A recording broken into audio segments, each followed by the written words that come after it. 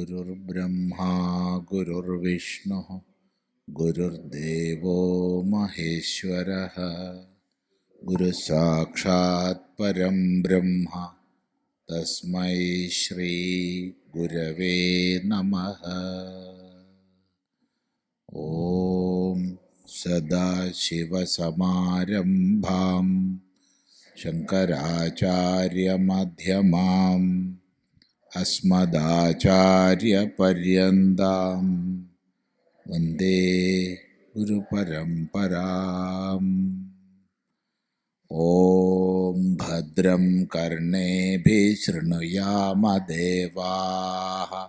भद्रं पश्येमाक्षभिर्यजत्राः स्थिरैरङ्गैस्तुष्टुवांसस्तनोभिर्विषेमदेवहितं यदायुः। स्वस्ति न इन्द्रो वृद्धश्रवाः स्वस्ति न पूषा विश्ववेदाः स्वस्ति नस्तार्क्ष्यो अरिष्टनेमि स्वस्ति न बृहस्पतिर्दधातु। ॐ शान्ति शान्ति शान्तिः। ॐ ब्रह्मादेवानां प्रथमः सम्बभूव विश्वस्य कर्ता भुवनस्य गोप्ता स ब्रह्मविद्यां सर्वविद्याप्रतिष्ठाम् अथर्वाय ज्येष्ठपुत्राय प्राह अथर्वणेयां प्रवदेद ब्रह्मा अथर्वातां पुरोवाचाङ्गिरे ब्रह्मविद्यां स भारद्वाजाय सत्यवहाय प्राह भारद्वाजोऽङ्गिरसे परावराम् शौनको ह वै महाशालोऽङ्गिरसं विधिवदुपसन्नपप्रच कस्मिन् भगवो विज्ञाते सर्वमिदं विज्ञातं भवतीति तस्मै स होवाच द्वे विद्ये वेदितव्ये इति हस्मयद्ब्रह्मविदो वदन्ति परा चैव परा च तत्रापरा ऋग्वेदो यजुर्वेदः सामवेदोऽथर्ववेदः शिक्षाकल्पो व्याकरणं निरुक्तं छन्दो ज्योतिषमिति अथ परा यया तदक्षरमधिगम्यते।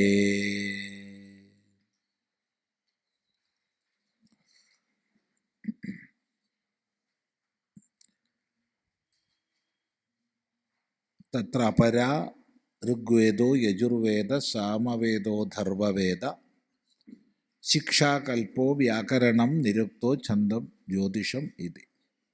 ഇത്രയും പറയുമ്പോൾ എല്ലാ വിദ്യാസ്ഥാനങ്ങളെയും അവിടെ ഉൾപ്പെടുത്തി കഴിഞ്ഞു. വിദ്യാസ്ഥാനങ്ങൾ മൊത്തത്തിൽ 18 എണ്ണമാണെന്ന് നമ്മൾ ശ്രദ്ധിച്ചു. ഈ 18 വിദ്യാസ്ഥാനങ്ങളെയും അതിൽ ഉൾപ്പെടുത്തി കഴിഞ്ഞു. 10 പറഞ്ഞിട്ടുള്ളൂ, എങ്കിലും മറ്റുള്ളവ അതിൽ അന്തർഭവിക്കും.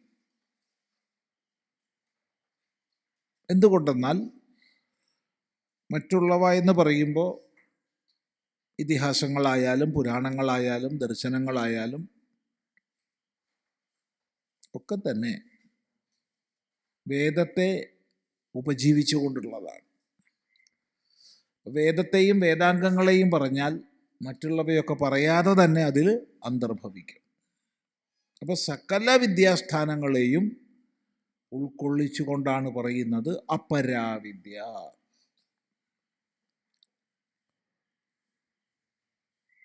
ഇതിൽ സാന്ദർഭികമായി ചിന്തിക്കാൻ വേണ്ടി പറയുകയാണ്. ക്ഷേത്രജ്ഞ വിഭാഗം ചെയ്ത ശേഷം ക്ഷേത്രജ്ഞയോർ ജ്ഞാനം യത്തത് ജ്ഞാനം മതം മമ എന്ന് ഗീതയിൽ പറയുന്നുണ്ട്. ക്ഷേത്രജ്ഞാനവും ക്ഷേത്രജ്ഞജ്ഞാനവും ഏതൊരു ജ്ഞാനത്തിലാണോ ഒത്തുചേർന്നത് അതാണ് എൻ്റെ അഭിപ്രായത്തിൽ ജ്ഞാനം എന്ന്.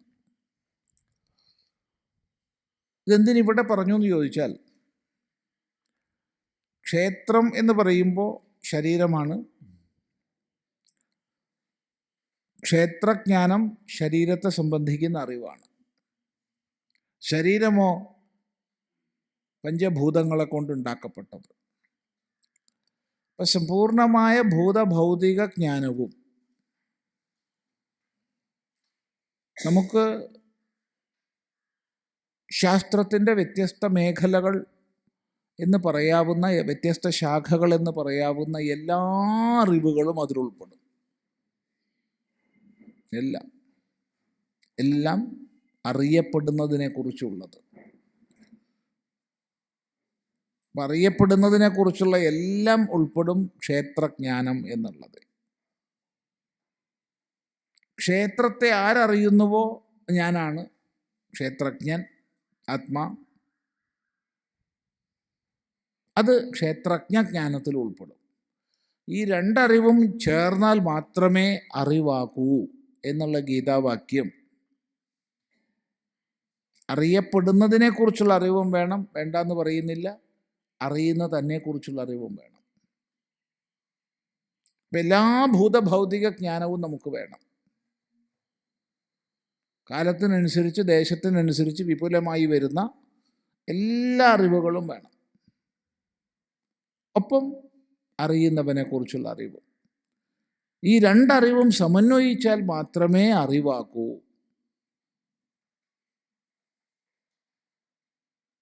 ഈ മന്ത്രത്തോട് ചേർത്ത് വെച്ച് ചിന്തിക്കുക. അപരാവിദ്യയും പരാവിദ്യയും രണ്ടും അറിയേണ്ടതാണ്.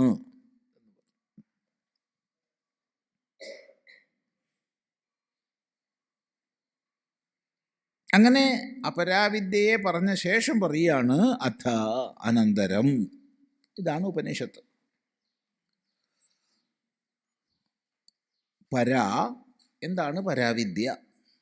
പരാ എന്ന് പറഞ്ഞാൽ പരാവിദ്യ.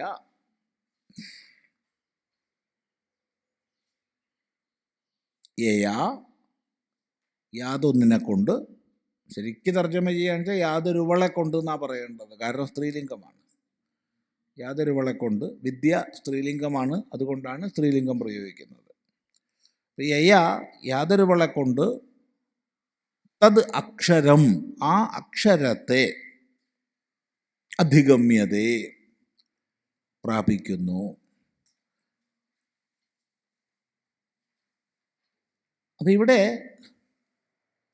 ഋക്ക്, യജുസ് തുടങ്ങിയ വേദങ്ങൾ, ശിക്ഷ തുടങ്ങിയ അംഗങ്ങൾ, ആയുർവേദം തുടങ്ങിയ ഉപവേദങ്ങൾ, ഇതിഹാസ പുരാണങ്ങൾ, ദർശനങ്ങൾ, ധർമ്മശാസ്ത്രങ്ങൾ എല്ലാം നമ്മൾ പറഞ്ഞു അഥവാ ചിന്തിച്ചു. അതിലൂടെ എന്തെന്തറിയപ്പെടുന്നുണ്ടോ, എന്തെന്തിനെ പ്രാപിക്കുന്നുണ്ടോ, അത് മുഴുവൻ നശിക്കുന്നതാണ്. ആയുർവേദത്തിലൂടെ പൂർണ്ണമായ ആരോഗ്യം ലഭിക്കും എന്നാണെങ്കിൽ എത്ര കാലം? പരമാവധി ആയുസ് വരെ മാത്രമേ ഉള്ളൂ, അത് കഴിഞ്ഞായില്ല. ഇനി വൈദികങ്ങളായ കർമ്മങ്ങളെ ചെയ്ത് സ്വർഗാദി ലോകങ്ങൾ ലഭിക്കുമെങ്കിൽ അവയും നശ്വരങ്ങൾ തന്നെയാണ്. ഇന്ദ്രപദവി ലഭിച്ചാലും ബ്രഹ്മാവിൻ്റെ പദവി ലഭിച്ചാലും ശാശ്വതമല്ല. ഇന്ദ്രനും മരിക്കും, ബ്രഹ്മാവും മരിക്കും, സകല ദൈവങ്ങളും മരിക്കും.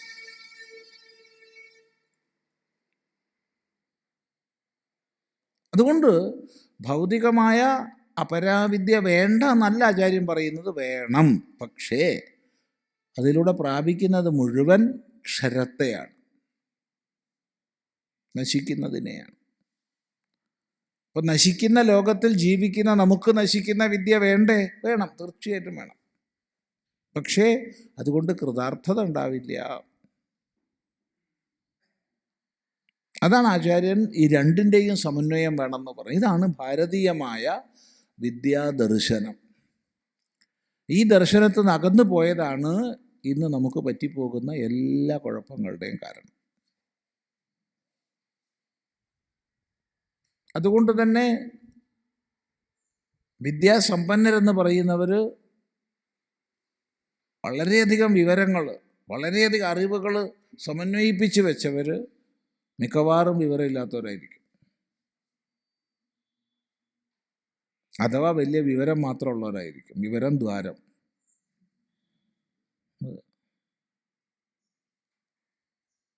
ഒരു വിഭാഗം. മറ്റേ വിഭാഗമോ ഈ പറഞ്ഞൊന്നും വേണ്ട, ഇതിലൊന്നും യാതൊരു അർത്ഥമില്ല, ആത്മജ്ഞാനം മാത്രം മതി എന്ന് പറയുന്ന ചില മൂഢന്മാർ. ഈ ഭൗതികമായ ഒന്നും ആവശ്യമില്ല, യാതൊരു അറിവും ആവശ്യമില്ല എന്ന് പറയുന്നു. ഇവിടെയാണ് ഭാരതീയമായ വിദ്യാവീക്ഷണം ഈ പരാവിദ്യയെയും അപരാവിദ്യയെയും ഒരുപോലെ കണ്ട് രണ്ടും നേടണം എന്ന് സമൂഹത്തോട് ഉപദേശിച്ചത്. അതേസമയത്ത് അപരാവിദ്യയിലൂടെ പരമമായ കൃതാർത്ഥത ഉണ്ടാവില്ല എന്ന് ബോധിപ്പിച്ച ഈ കാഴ്ചപ്പാട് നമുക്കാവും വിധം നമ്മൾ പ്രസരിപ്പിക്കണം. കാരണം വിദ്യാസമ്പന്നരുടെ എണ്ണം കൂടുന്നതിനനുസരിച്ച് മനോരോഗികളുടെ എണ്ണം കൂടുന്ന ഒരു ലോകത്തിലാണ് നമ്മൾ ജീവിക്കുന്നത്. കാരണം അറിയപ്പെടുന്നതിനെക്കുറിച്ച് മാത്രം മതി, മറ്റൊന്നിനെയും മാനിക്കുന്നില്ല.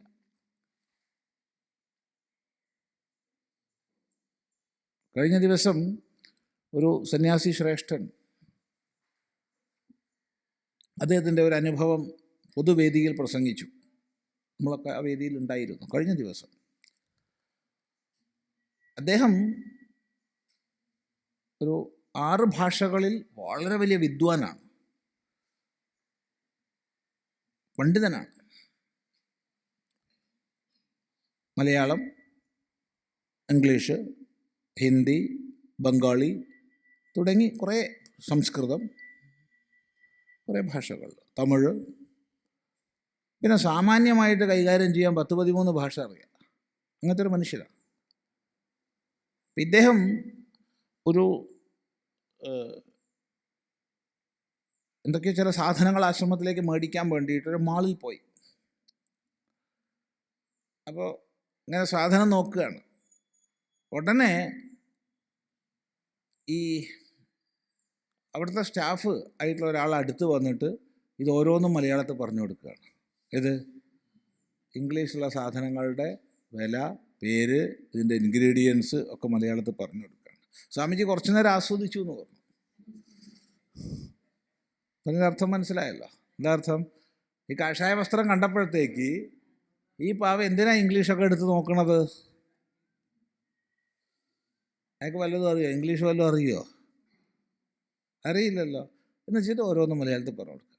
ഇംഗ്ലീഷ് അറിയുന്നത് കേമത്വം എന്ന ധ്വനി ഇതിലില്ല. അങ്ങനെ തെറ്റിദ്ധരിക്കരുത്. സ്വാമി കേമനാണ്, ഇംഗ്ലീഷ് അറിയുന്ന ആളാണ്. ഇംഗ്ലീഷ് അറിഞ്ഞ ഒരു കേമത്വമൊന്നുമില്ല, ഒരു മഹിമയില്ല ഇംഗ്ലീഷ് അറിഞ്ഞുകൊണ്ട്. പക്ഷേ സന്യാസി എന്ന് പറയുമ്പോഴത്തേക്ക് ഇംഗ്ലീഷൊന്നും അറിയില്ല എന്നുള്ള കാഴ്ചപ്പാടാണ്. ഇതെന്തുകൊണ്ടുണ്ടാവുന്നു? ഇത് നമ്മൾ ചിന്തിക്കേണ്ടത്.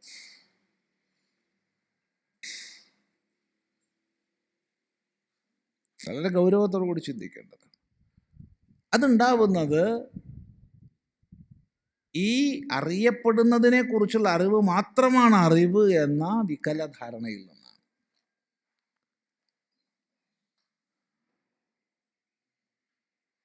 ആ വികല ധാരണ ഇല്ലാതാവണം. ഇല്ലാതാവണമെങ്കിൽ ഒറ്റ വഴിയേ ഉള്ളൂ. ഹയർ എഡ്യൂക്കേഷൻ, ഉയർന്ന വിദ്യാഭ്യാസ പദ്ധതികളിലൊക്കെ തന്നെ നമ്മുടെ ഒരു എത്തിനോട്ടമെങ്കിലും ഔപനിഷദമായ അല്ലെങ്കിൽ ഭാരതീയ വിദ്യകളിലേക്ക് ഉണ്ടാവണം. ആഴത്ത് പഠിച്ചോളണമെന്നൊന്നുമില്ല, ഒരു എത്തിനോട്ടമെങ്കിലും. ഏതായാലും ആ ഒരു പരിവർത്തനം ഇന്ന് സംഭവിച്ചുകൊണ്ടിരിക്കുന്നുണ്ട്. അത് നല്ലത് എന്ന രീതിയിൽ നമ്മളൊക്കെ നോക്കി കാണുക. ഭാരതീയ ജ്ഞാന പരമ്പര ഇന്ന് ഉയർന്ന വിദ്യാശാലകളിലൊക്കെ വന്നു കഴിഞ്ഞു. എല്ലാ കോളേജുകളിലും വന്നിട്ടില്ല, വരും ഭാവിയിൽ. ഇപ്പോൾ വന്നിട്ടില്ല. എന്തായാലും IIT, IIM, NIT തുടങ്ങിയ സ്ഥാപനങ്ങളിലൊക്കെ തന്നെ കുറച്ച് വികലതയൊക്കെ ഉണ്ട്.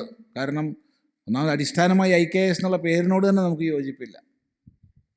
ഇന്ത്യൻ നോളജ് സിസ്റ്റം എന്നാണ് പറയുന്നത്. സിസ്റ്റം ആയിക്കഴിഞ്ഞാൽ അതൊരു ലിമിറ്റഡാണ്. സിസ്റ്റം എന്ന് പറഞ്ഞാൽ എപ്പോഴും അതൊരു പരിധിക്കുള്ളിൽ തളയ്ക്കപ്പെട്ടതാണ്. സിസ്റ്റം എന്നുള്ള വാക്ക് നമുക്കിഷ്ടമല്ല.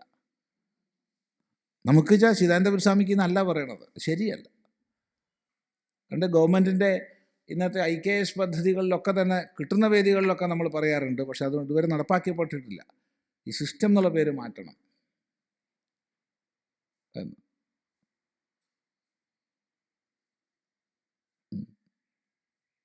എല്ലാത്തിനും ഒരു സിസ്റ്റമറ്റൈസ് ചെയ്യുക എന്നുള്ള ബുദ്ധി ശരിയല്ല.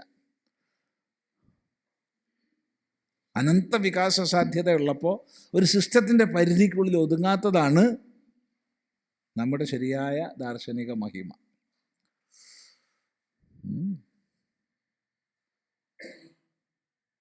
ശരി, ഇരിക്കട്ടെ. അപ്പം അതുകൊണ്ട് വളരെ പ്രധാനമാണ് പരയും അപരയും ഒരുപോലെ ചേർന്നതേ വിദ്യയാവൂ. അപ്പം എന്താണ് പര? യാതൊന്നിനെ കൊണ്ട് തദക്ഷരമധിഗമ്യതേ, ആ അക്ഷരത്തെ പ്രാപിക്കുന്നു, അക്ഷരം നശിക്കാത്തത്.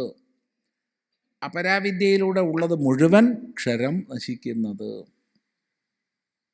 ഈ ശരീരങ്ങൾ നശിക്കും, എൻ്റെന്ന് പറഞ്ഞ് നമ്മൾ വെച്ച് കൂട്ടിയിട്ടുള്ളത് മുഴുവൻ നശിക്കും. ഞാൻ എന്നും പറഞ്ഞിരിക്കണ ഈ ശരീരം നശിക്കും, ഇല്ലേ? എല്ലാം നശിക്കും. ഈ ഭൂമി നശിക്കും, സൂര്യൻ നശിക്കും, എല്ലാം നശിക്കും. കാരണം എല്ലാം ഉണ്ടായതാണ്. ബ്രഹ്മാവ് മരിക്കും, വിഷ്ണു മരിക്കും, ശിവൻ മരിക്കും, എല്ലാവരും മരിക്കും. എന്താ സംശയം? കാരണം എല്ലാവരും ഉണ്ടായതാണെങ്കിൽ. ശിവൻ മരിക്കില്ല സ്വാമി, എന്നാൽ പിന്നെ കാര്യം ചെയ്യണം, ശിവൻ്റെ പിറന്നാളൊന്നും പറഞ്ഞേക്കരുത്. വിഷ്ണു മരിക്കുന്ന പറഞ്ഞാൽ ചിലർക്ക് ദേഷ്യം പിടിക്കുക, അപ്പം എന്നാൽ തിരുവോണം വിഷ്ണു നാളെന്ന് പറഞ്ഞേക്കരുത്. ജനിച്ചിട്ടില്ല മരിച്ചിട്ടില്ല എന്ന് പറഞ്ഞോളൂ, എന്നാൽ കുഴപ്പമില്ല. ആരിൽ ജന്മം കൽപ്പിക്കുന്നുണ്ടോ അവനിൽ മരണം സുനിശ്ചിതമാണ്. ജാതസ്യ ഹി ധ്രുവോ മൃത്യുഃ.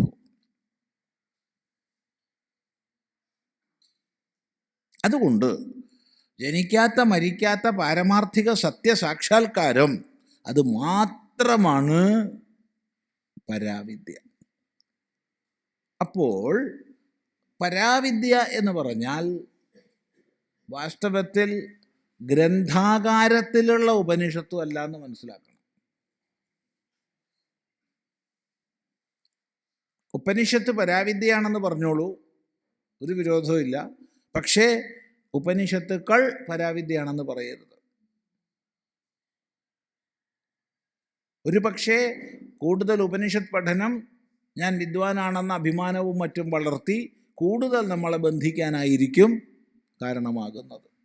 ഞാൻ പണ്ഡിതനാണ്, ഇത്രക്കൊക്കെ ശാസ്ത്രം പഠിച്ച ആളാണ്, എന്നെ ബഹുമാനിക്കൂ നിങ്ങൾ എന്നൊക്കെയുള്ള കൂടുതൽ ബന്ധനത്തിന് കാരണമായേക്കാം. അതുകൊണ്ട് ഗ്രന്ഥനിഷ്ഠമല്ല പരാവിദ്യ.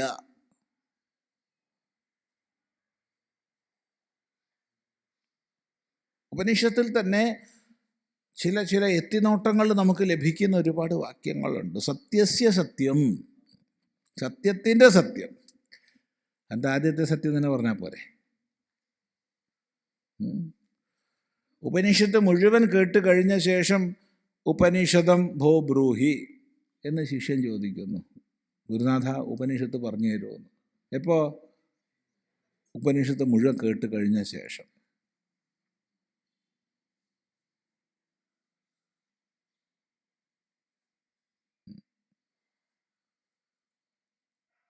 ഗ്രന്ഥമഭ്യസ്യ മേധാവി ജ്ഞാനവിജ്ഞാന തത്പര പലാലമിവ ധാന്യാർത്ഥി ത്യജേത് ഗ്രന്ഥമശേഷത. ഗ്രന്ഥം നല്ലപോലെ പഠിച്ച് മേധാവിയായി തീർന്ന് സ്വയം ശാസ്ത്രസ്വരൂപനായി തീർന്ന് അനന്തരം അരി വേണ്ടവൻ ഉമിയും വൈക്കോലും കളയുന്നത് പോലെ നിന്റെ ശാസ്ത്രക്കെട്ടെല്ലാം വലിച്ചെറിഞ്ഞോളൂ.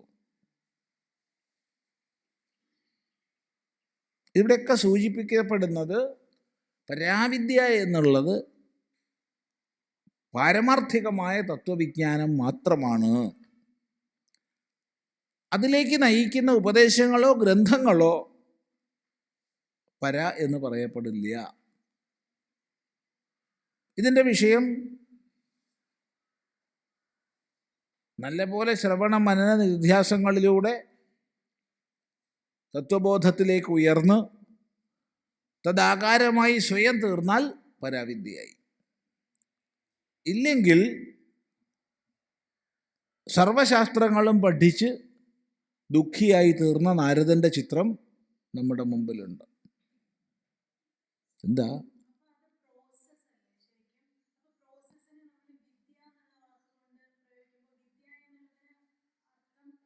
വിദ്യക്ക് ഈ തലങ്ങളൊക്കെ ഉള്ളത് കൊണ്ടാണല്ലോ അപരയെയും വിദ്യ എന്ന് പറഞ്ഞത്. വിദ്യ എന്ന പദത്തിന് അനേക തലങ്ങളിൽ അർത്ഥമുണ്ട്. അതുകൊണ്ട് അപര എന്നുള്ളതും വിദ്യയാണ്, അല്ല എന്ന് പറയരുത്. വിദ്യ എന്നുള്ള വാക്ക് എന്ന് പറഞ്ഞു കഴിഞ്ഞാൽ വിദ് ധാതുവിന് അറിവ് എന്നർത്ഥമുണ്ട്, വിദ് ധാതുവിന് ലാഭം എന്നർത്ഥമുണ്ട്, വിദ് ധാതുവിന് അസ്തിത്വം എന്നർത്ഥമുണ്ട്, വിദ് ധാതുവിന് ചർച്ച എന്നർത്ഥമുണ്ട്. അനേക അർത്ഥങ്ങളുണ്ട്. അപ്പോൾ ഒറ്റ വാക്കിലൊന്നും അങ്ങനെയായിട്ട് പറയാൻ പറ്റില്ല. അത് സന്ദർഭമനുസരിച്ച് അർത്ഥം മനസ്സിലാക്കണം. അപ്പോൾ വിദ്യ എന്ന് നമ്മൾ സാമാന്യമായിട്ട് അറിവെന്ന് പറയുമ്പോൾ വിദ് ജ്ഞാനേ എന്നുള്ള ധാതുവിൽ നിന്നാണ് വിദ്യാശബ്ദം നിഷ്പന്നമാകുന്നത്. വിദ് ധാതുവിൽ യാ പരമായി വന്ന് വിദ്യ വരും. അപ്പോൾ അറിവിനെ നൽകുന്നതെന്തോ, അറിവോടൊത്തതെന്തോ, അറിവിൻ്റെ സ്വരൂപമാർന്നതെന്തോ അത് എന്നുള്ള അർത്ഥത്തിലാണ് സ്ത്രീലിംഗത്തിൽ നമ്മൾ വിദ്യാശബ്ദം പ്രയോഗിക്കുന്നത്. അവിദ്യയിലും വിദ്യയുണ്ട്, ഇല്ലേ? ഇല്ല, അവിദ്യയിലും വിദ്യയുണ്ട്.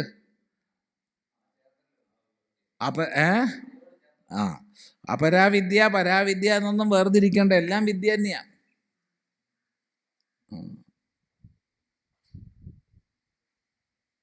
വിദ്യാശബ്ദത്തെ ഏറ്റവും വിപുലമായി ഉപയോഗിക്കുന്നത് മലയാളികൾ തന്നെയാണ്. അവൻ്റെ വിദ്യ കണ്ടോന്നൊക്കെ ചോദിക്കും. ഏത്? അതർത്ഥം പറയാ, അതർത്ഥം പറയാ. അപ്പോൾ പറഞ്ഞതിൻ്റെ താല്പര്യം പരാവിദ്യ മാത്രമാണ് വിദ്യ എന്ന് വിചാരിക്കരുത്.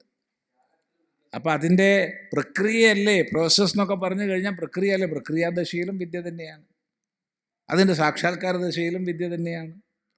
പ്രക്രിയാദശയിൽ അപര, സാക്ഷാത്കാര ദശയിൽ പര, അത്രയേ ഉള്ളൂ. അപ്പോൾ നന്നായി ചോദിച്ചത്. യാതൊന്നിലൂടെ തദക്ഷരമധിഗമ്യതേ, ആ അക്ഷരത്തെ പ്രാപിക്കുന്നുവോ? എങ്ങനെ?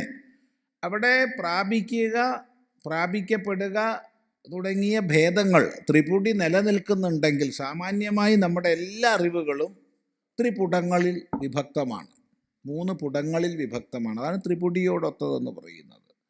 അറിയുന്നവൻ അറിയപ്പെടുന്നത് അറിവ്, കാണുന്നവൻ കാണപ്പെടുന്നത് കാഴ്ച, കേൾക്കുന്നവൻ കേൾക്കപ്പെടുന്നത് കേൾവി. അങ്ങനെ എല്ലാ അറിവുകളിലും ഈ ത്രിപുടി ഭേദമുണ്ട്. അങ്ങനെ എന്നാൽ അറിയപ്പെട്ടു എന്ന് പറയുമ്പോൾ അറിയുന്ന ഞാനും അറിയപ്പെട്ട വിദ്യയും എപ്പോഴും ഭിന്നം തന്നെയാണ്. അത് പരോക്ഷജ്ഞാനതലമേ ആകുന്നുള്ളൂ. പരോക്ഷജ്ഞാനതലമാണെങ്കിൽ അധിഗമ്യതയെന്ന് പറയാൻ വയ്യ. അതുകൊണ്ട് പരോക്ഷജ്ഞാനത്തിലൂടെ അപരോക്ഷ സാക്ഷാത്കാരം വരെയുള്ള ആ ഏകീഭാവമാണ് ഇവിടെ പറയപ്പെടുന്ന പരാവിദ്യ എന്ന് മനസ്സിലാക്കണം. മറ്റേതൊന്നും മോശമായി കാണുകയല്ല. കാരണം പരോക്ഷജ്ഞാനവും ശ്രേഷ്ഠം തന്നെയാണ്. പരോക്ഷജ്ഞാനത്തെ ആരും വില കുറഞ്ഞ് കാണരുത്. പക്ഷേ പരോക്ഷജ്ഞാനം കൊണ്ട് പരമമായ കൃതാർത്ഥത ഇല്ലാതെ പറയാൻ പറ്റും.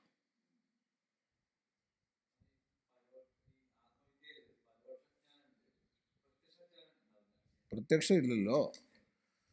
എന്താണ് ശാസ്ത്രത്തിൽ സാമാന്യഗതിയിൽ സാധാരണ ഭാഷയിൽ പരോക്ഷം അല്ലാത്തത് പ്രത്യക്ഷമാണ്, പ്രത്യക്ഷമല്ലാത്തത് പരോക്ഷമാണ്.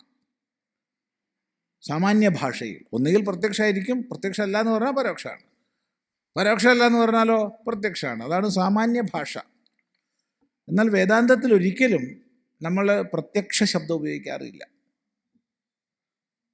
എന്തുകൊണ്ട് പ്രത്യക്ഷ ശബ്ദം ഉപയോഗിക്കാറില്ല? പ്രത്യക്ഷം എന്ന് പറഞ്ഞത് അക്ഷവിഷയമായിട്ടുള്ള അറിവാണ്. യാതൊന്ന് കാണുന്നുവോ കേൾക്കുന്നുവോ രുചിക്കുന്നുവോ മണക്കുന്നുവോ സ്പർശിക്കുന്നുവോ,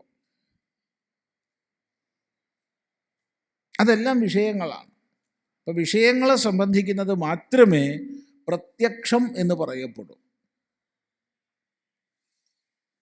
ശരി, അപ്പോൾ പ്രത്യക്ഷമല്ല എന്ന് പറഞ്ഞാൽ നമ്മൾ ഉപയോഗിക്കേണ്ടത് അപ്രത്യക്ഷം എന്നാണ്.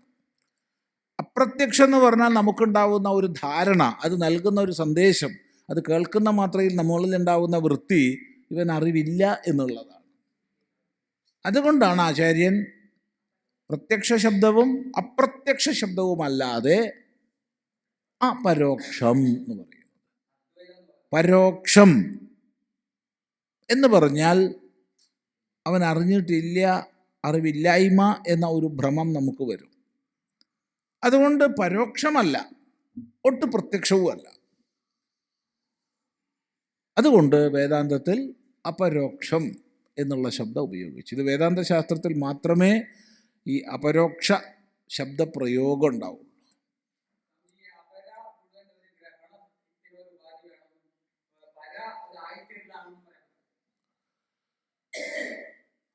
സംശയരഹിതമായ ഗ്രഹണം തന്നെയാണ് ഈ ആയിത്തീരൽ. സംശയരഹിതമാണ്.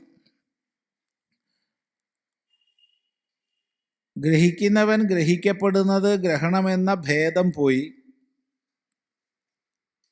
സംശയരഹിതമായ ബോധം ഉറച്ചാലാണ് പര.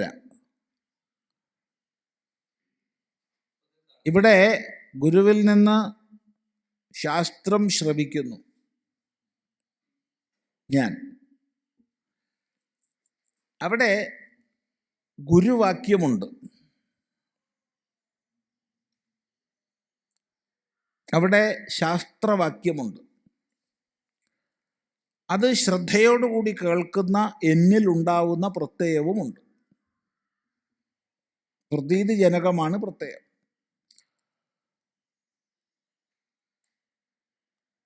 ശരിയായ സാധനാമാർഗത്തിൽ മുന്നോട്ട് പോകുന്നുണ്ടെങ്കിൽ, ഇല്ലെങ്കിൽ ഇവിടം കൊണ്ട് അവസാനിക്കും.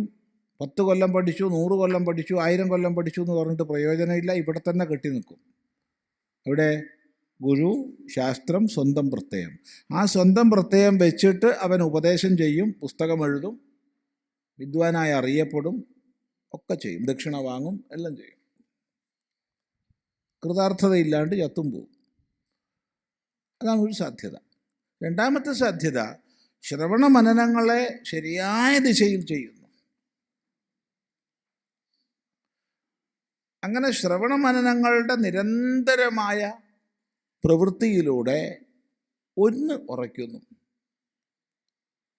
ഗുരുവാക്യം, ശാസ്ത്രവാക്യം ഇവ ഭിന്നങ്ങളല്ല. ഗുരുവിൻ്റെ വാക്യം എന്തുണ്ടോ അത് ശാസ്ത്രമാണ്. ശാസ്ത്രവാക്യം എന്തുണ്ടോ അത് തന്നെയാണ് ഗുരു.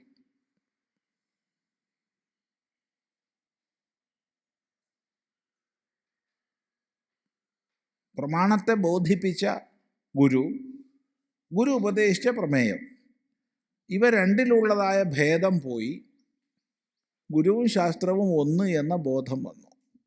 ഇത് ശ്രവണ മനനങ്ങളിലൂടെ ലഭിക്കും. പക്ഷേ ഇപ്പം എന്തായി? 3 ഉള്ളത് ഇപ്പോൾ 2 ചുരുങ്ങി. ഇപ്പോൾ ഗുരുശാസ്ത്രവാക്യങ്ങൾ ഒന്നായി, പക്ഷേ തൻ്റെ പ്രത്യയം ഭിന്നമായി തന്നെ ഉണ്ട്. ആ ഗുരുശാസ്ത്രവാക്യങ്ങളെ അറിഞ്ഞു താൻ.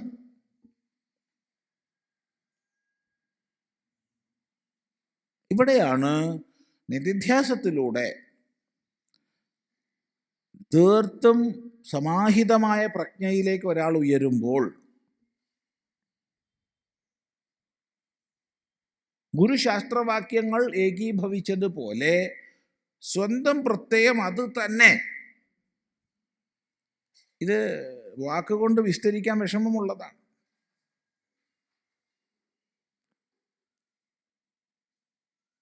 ആദ്യം ഗുരുവാക്യവും ശാസ്ത്രവാക്യവും ഏകീഭവിച്ച പോലെ ഇപ്പൊ സ്വപ്രത്യയവും അതുതന്നെയായി. അതിൽ നിന്ന് ഭിന്നതയില്ലാത്ത ഭാവം വന്നു. അപ്പോൾ നമുക്ക് ആർക്കെങ്കിലും ഞാൻ മനുഷ്യനാണോ എന്ന് സംശയമോ ഒന്നുമില്ല. മനുഷ്യനല്ല എന്നുള്ള അറിവും നമുക്കില്ല. അതുകൊണ്ട് നമ്മൾ മനുഷ്യനാണെന്ന് അനുസന്ധാനം ചെയ്യേണ്ട ആവശ്യമില്ല.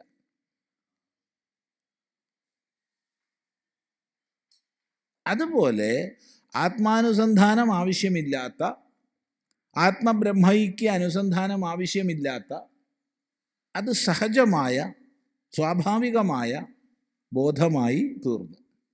ഈ അവസ്ഥയ്ക്കാണ് വേദാന്തശാസ്ത്രത്തിൽ അനുഭവം, സാക്ഷാത്കാരം, വിജ്ഞാനം എന്നൊക്കെ പറയാൻ പറ്റുക. വാസ്തവത്തിൽ ഈ ദശ മാത്രമാണ് പാരമാർത്ഥികമായ പരാ.